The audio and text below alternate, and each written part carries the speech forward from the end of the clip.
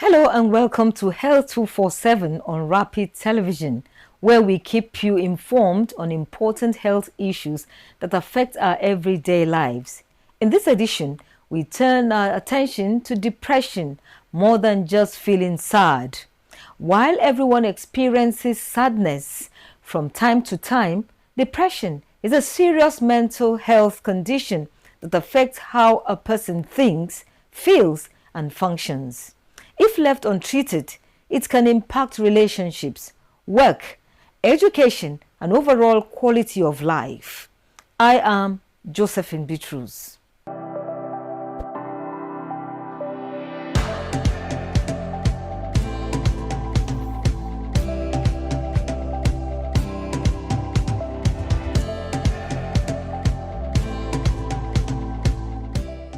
Depression is often mistaken for ordinary sadness, but it is far more than a temporary emotional response.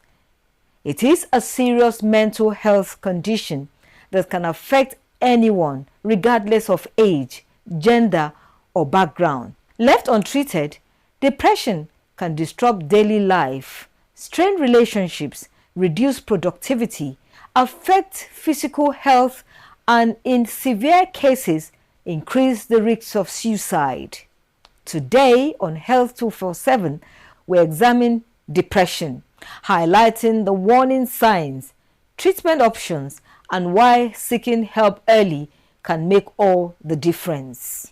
Feeling sad after a disappointment or difficult experience is a normal part of life, but when those feelings persist for 2 weeks or more, become overwhelming, and interfere with daily activities, it may be a sign of depression. According to the World Health Organization, an estimated 280 million people worldwide are living with depression, making it one of the most common mental health conditions. It is also a leading cause of disability globally. In Nigeria, millions of people are believed to be living with depression, yet many never seek treatment because of stigma, lack of awareness, and limited access to mental health services. Depression is more than a passing emotion. It is a medical condition that can affect anyone, regardless of age, gender, occupation, or social status. Ordinary sadness is a normal emotional response to life's disappointment or difficult situations and usually fades with time or improves as circumstances change. Clinical depression, however, is a serious mental health condition that lasts for at least 2 weeks and goes beyond feeling sad. It is often accompanied by persistent hopelessness, loss of interest in previously enjoyable activities, changes in sleep or appetite, fatigue, difficulty concentrating, and can significantly interfere with daily life, work, relationships, and overall well being. Unlike ordinary sadness, clinical depression often requires professional evaluation and treatment. When we want to contrast between sadness and clinical depression is a medical diagnosis. So a professional has to evaluate an individual, using a set of parameters in order to be able to diagnose the person as being clinically depressed. Now, when we talk about sadness is a state of mind, is an emotion.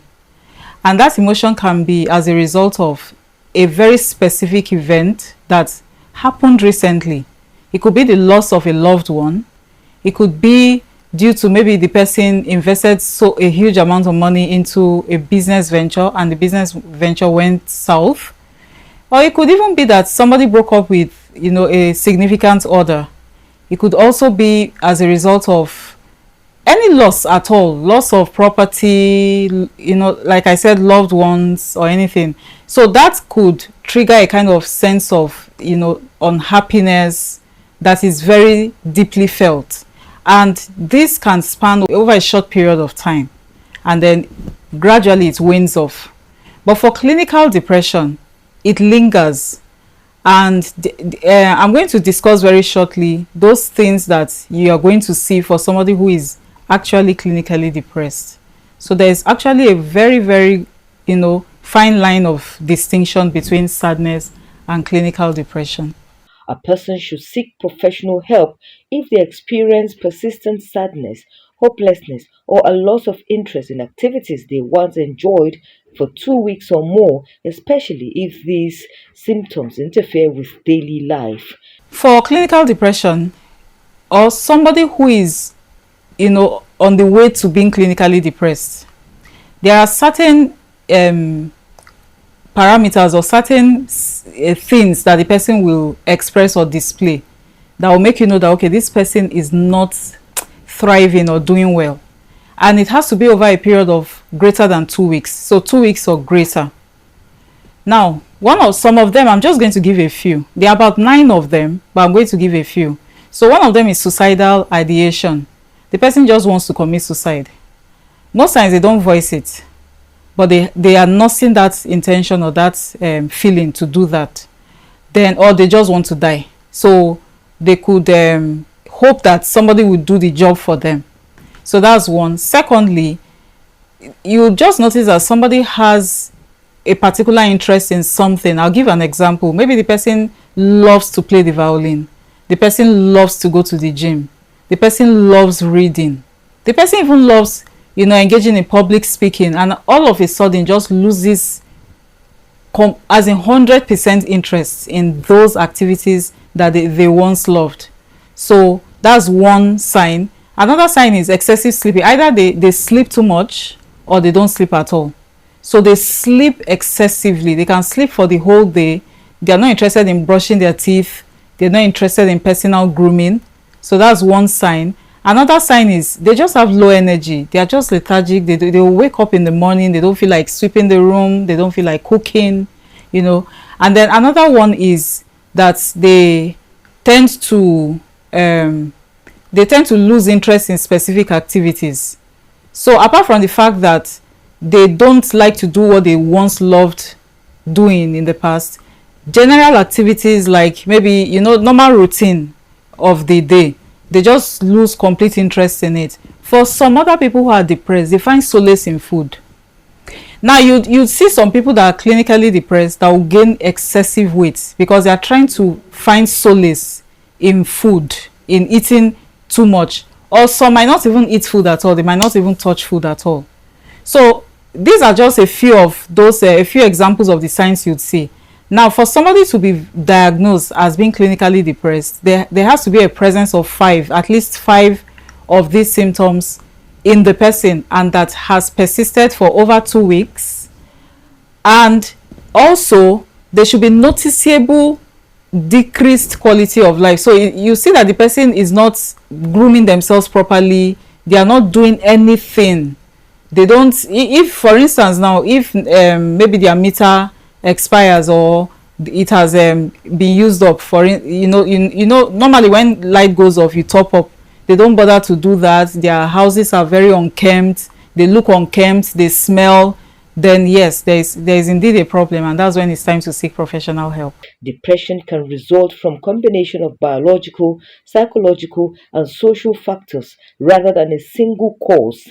In Nigeria today, common risk factors include prolonged stress, financial hardship, unemployment, insecurity, traumatic experiences, the loss of a loved one, chronic medical conditions, substance abuse, family history of mental illness, hormonal changes, and social isolation. Clinical depression can be hereditary, so it can be passed down from one generation to the other. So somebody who is born to a family where the first degree relatives, and when I mean first degree, maybe siblings or parents, if one of them has been clinically depressed in the past, from diagnosis by a licensed psychiatrist, now you see that there is an increased chance of that child becoming clinically depressed. But that is not to say that they will end up being depressed eventually. No, they will not. But there is that increased risk. Now, in addition to that, add that to being born in a society like Nigeria where we have bad governance or leaders who make promises and they don't keep to it. that can be very traumatic. That's very traumatizing, you know. And you wake up every day, you work so hard, and you're not bringing in the income. It's not commensurate to the amount of effort and work you put in. You know, so that's too is a contributing factor. Other factors could be stressors. There are particular stressors, like for instance, in college aged kids and children of young adults who attend the university or secondary schools. Many of them are pressured with expectations. You know, they probably have very strict upbringing where parents expect that they should come back home with very excellent grades, and they are not able to meet up. That could add, you know, that could be a stressor for them. Then you also talk about people who broke up with loved ones, you see, and over time they are not able to get over that intense feeling of sadness or guilt. So that could also plunge them into depression. And then it could be sickness. There are people who are afflicted with chronic illnesses. We have the diabetic people. We have people who have hypertension, who have stroke, and they feel that life is finished for them. For those kind of people, they can also sink into depression if care is not taken. So there are specific stressors in addition to genetic predispositions, whereby the people can actually develop clinical depression over a period of time. Depression can affect anyone.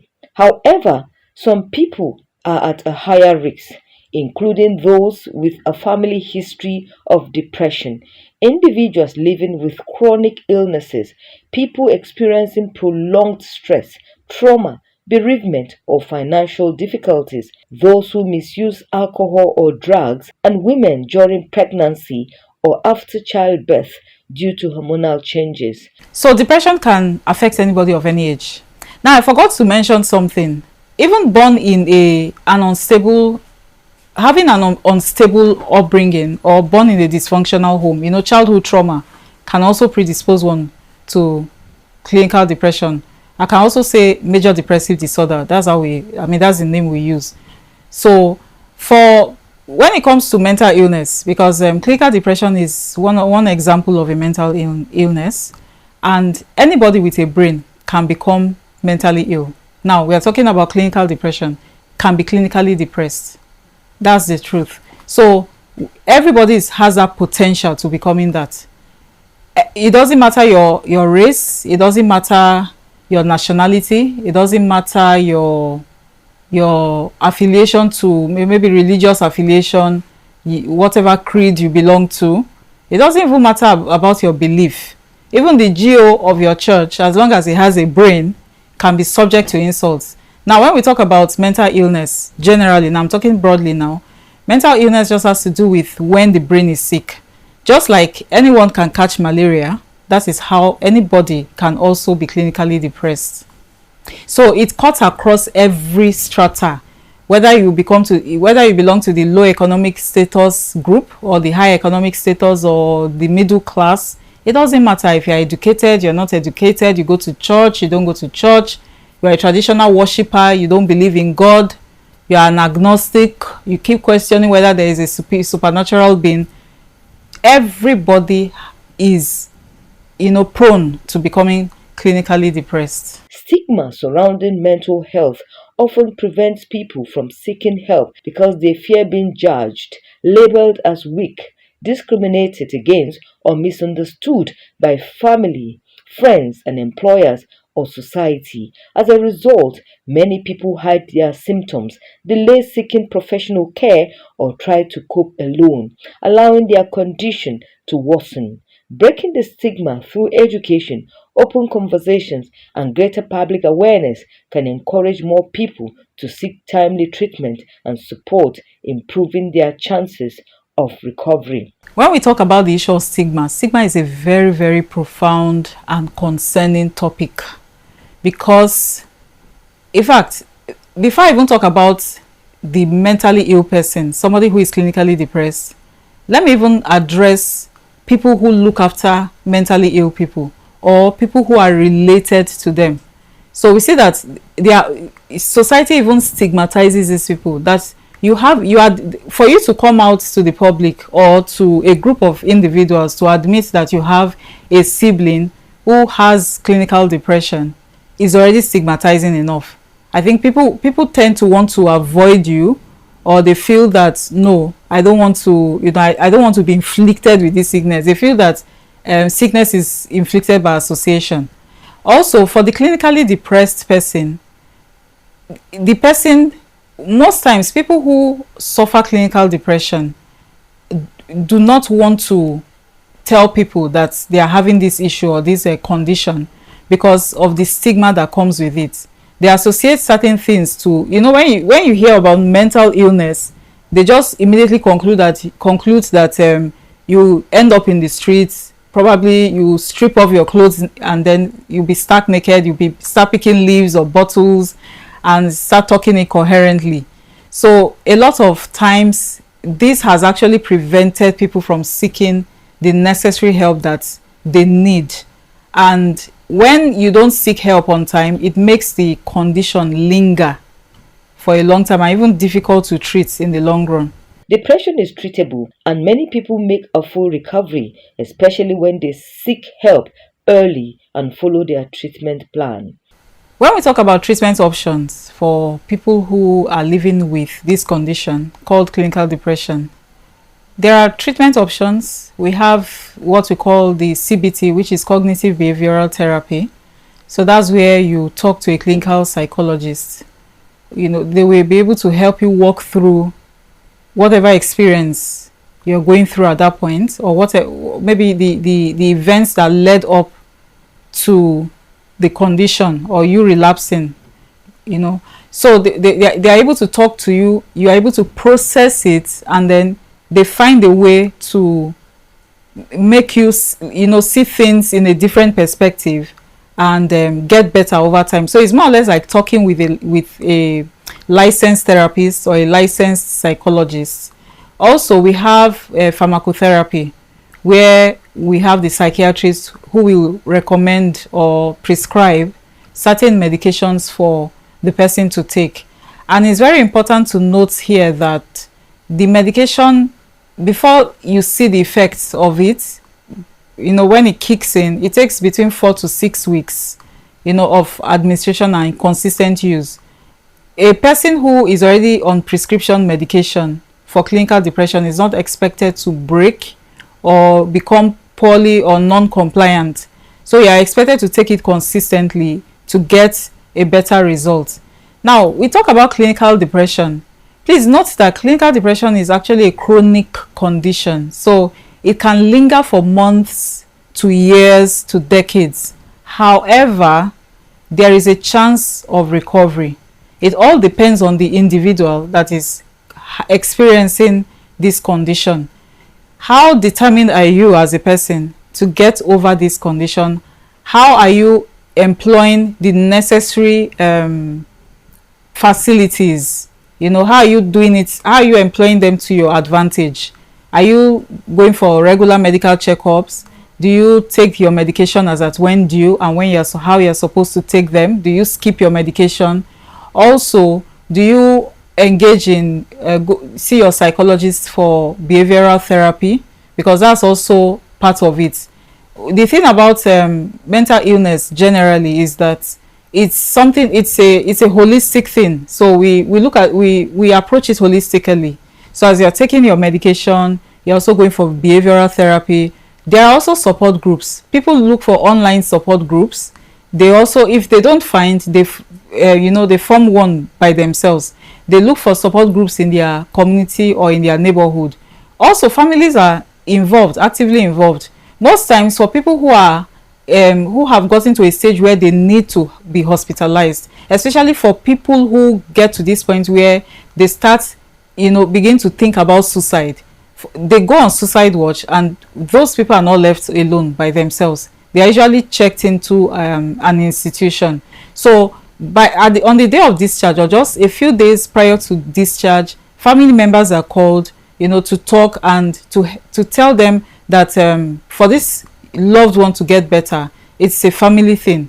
It's an involvement of the entire family. So it's not just them alone facing it. the family needs to be involved to see, okay, how do they help them, cope with stressors or avoid those stressors that plunge them into that condition in the first place. So it's a holistic thing. People often, in fact, between 60 to 80% of people actually overcome depression over time.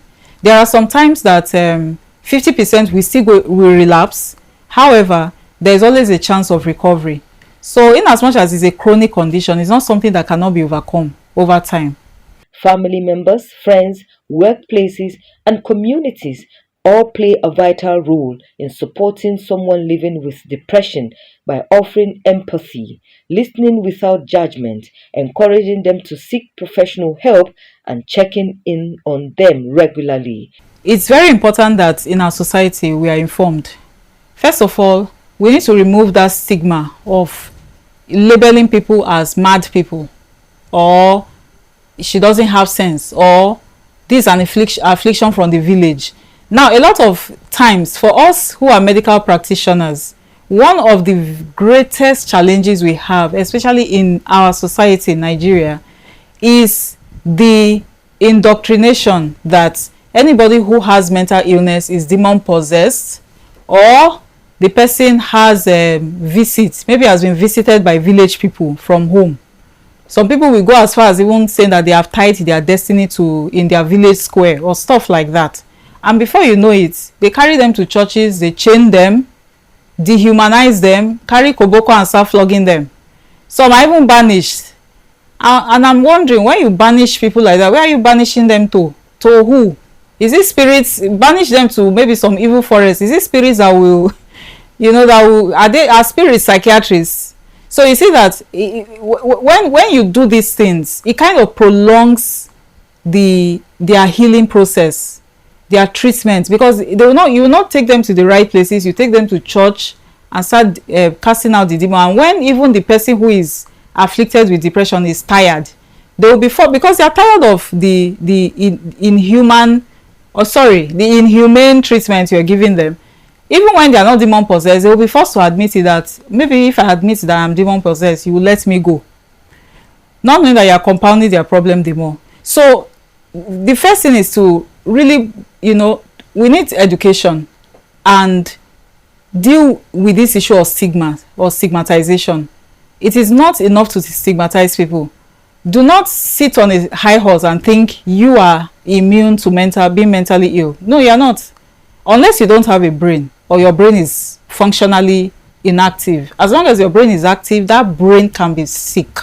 So most times when you see people who have that challenge, you need to see yourself in that person. So that makes you more empathetic towards that person. That makes you understanding. Secondly, we need to care for these people. I'm not saying you should pity them. There's a difference between pity and empathy. No, don't pity them. Ask them if they need help. If they need somebody to talk to them. Don't be quick to label it as spiritual. More often than not, it's not. In fact, one thing I've come to understand is that devil thrives in devil thrives in people's ignorance. So the more ignorant you are, the more devil will thrive. But the more knowledgeable you are, the scripture says that my people perish for lack of knowledge. So the more knowledgeable you are about something, then the better the outcome, the better you will be in overcoming that challenge. So we need to be more empathetic to people, loved ones, friends, families. We need to point them to places where they can seek professional help. If you are struggling with depression, please know that you are not alone and help is available. Depression is not a sign of weakness or a personal failure. It is a medical condition that can be treated. Speaking up and asking for help is a courageous first step towards recovery.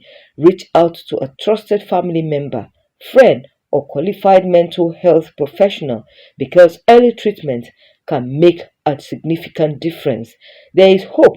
Recovery is possible, and with the right support, you can regain your health and quality of life. Now, my admonition to people who are clinically depressed and are afraid to speak up or seek help, I want to say, first of all, because it starts with me. When people say change starts with me, I see you, I hear you, and I don't judge you. The fact that you're having this challenge is not because you are atoning for any sin. It's not that. And it's not because some people don't want you to make progress. Life happens, and it can happen to anybody. And it chooses people at random. That's just a fact. People die at random. There's no special covering or grace. Or yes, grace has a role it plays. However, you need to understand that you're not alone. It's not a strange thing. There's nothing wrong with you. You just happen to be unwell at that point, and you can always overcome the condition. It's also an encouragement to seek help. Seek help from the necessary quarters. Be more proactive about yourself. Just be intentional about your health, and find people. Do your research. There are people who are licensed to help you, and they are very eager and willing to help you. In fact, they are on your side, and you can actually overcome this. It's not insurmountable. It's something that can very easily be overcome. Many of our great athletes are mentally ill. I have met an Olympian once in clinic who had bipolar disorder, and she was a very good sprinter, a medalist. So what I'm trying to say in essence is that our ministers, there are many people that are mentally ill. They just do it quietly. They check into the institution very quietly. They don't want people to know. So you're not alone. You're not strange. Even I, talking to you, if I don't take care of myself properly, I can be mentally ill. That's the truth. I can have depression. So I just want to encourage us that it's not something to hide. It's not something to feel less about. It doesn't make you less of a human. Talking about mental health should never be a source of shame. Asking for help is a sign of strength, and with the right care and support, recovery is possible.